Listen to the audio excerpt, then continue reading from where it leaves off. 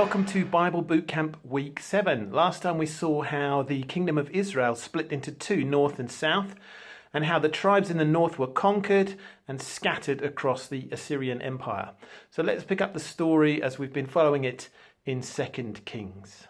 The final movement of the book tells the story of the lone southern kingdom. And here we meet some very heroic kings, like Hezekiah, who trusts God when the armies of Assyria come knocking on Jerusalem's door. Or Josiah, who discovers this lost scroll of the Torah in the temple. So he starts reading it, he's convicted, and he institutes religious reforms to remove idolatry and Canaanite influences from the land.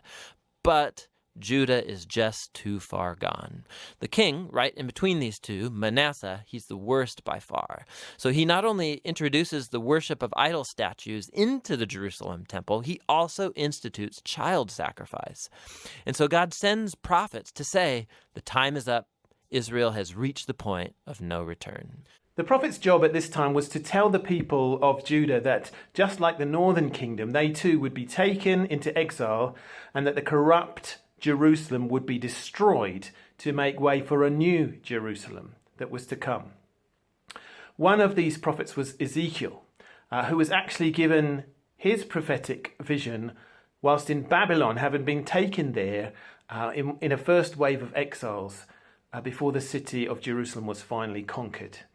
And it's recorded for us in the Bible book bearing his name.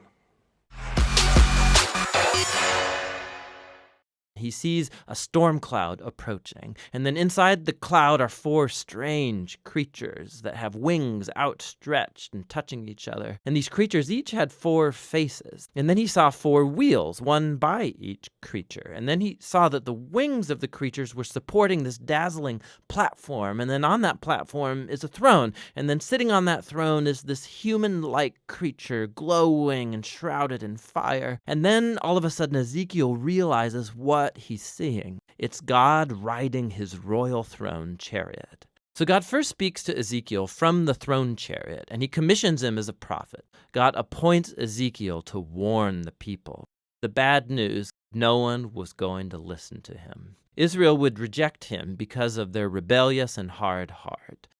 After about a year, he has another vision. This one is about the temple. He goes on this virtual tour of the temple, and he sees what's happening there in his absence, and it is not good. In the outer courtyard in front of the temple, he sees this large idol statue. And then he sees the elders of Israel worshiping other gods, both outside and inside the temple. And then he sees the women of Israel. They're worshiping a Babylonian god named Tammuz. And the vision ends with God's glorious throne chariot moving up and away from the temple. It's leaving, going east, headed towards Babylon. And so in chapter 11, we come to see why and how God's glory appeared to Ezekiel there in Babylon. Israel's idolatry and their covenant violations, it's become so blatant and offensive that God has left his temple. They've driven him away, and he consigns it to destruction. But God hasn't abandoned his people. Rather, he goes into exile with them. And so at the end of this vision in chapter 11, God promises that he will return a remnant of Israel back to the land, and he'll transform them by removing their heart of stone and giving them a new, soft heart of flesh, so that they can love and truly follow their God after all.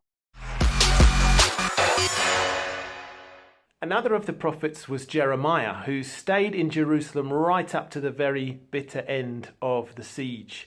And this is some of the message that Jeremiah announced, beginning with what is called the Temple Sermon. The Israelites are coming to worship their God in the temple as if everything is just fine, but outside the temple they are worshiping other gods. And so Jeremiah makes his very unpopular announcement. The God of Israel is coming in judgment. He's going to destroy his own temple and punish Israel by sending an enemy from the north. So in the first year of Babylon's new king, Nebuchadnezzar, God tells Jeremiah to announce that the Babylonian armies are headed for Israel and all of its neighbors to conquer them and take them into exile for 70 years. He compares Babylon to a cup of wine filled to the brim with God's just anger at all of Israel's injustice and idolatry, and God will make Israel and the nations drink from this cup. So it's a pretty grim story, and the prophecies were proved true when Jerusalem did finally fall to the Babylonians in 586 BC. as the last section of 2 Kings tells us. And so the story ends leaving us wondering, is God done with Israel? Is he done with the line of David? Well, the final paragraph zooms about 40 years forward into the exile, and it tells a very odd story. It's about Jehoiakim, a descendant from David, who would have been king if he was back in Jerusalem.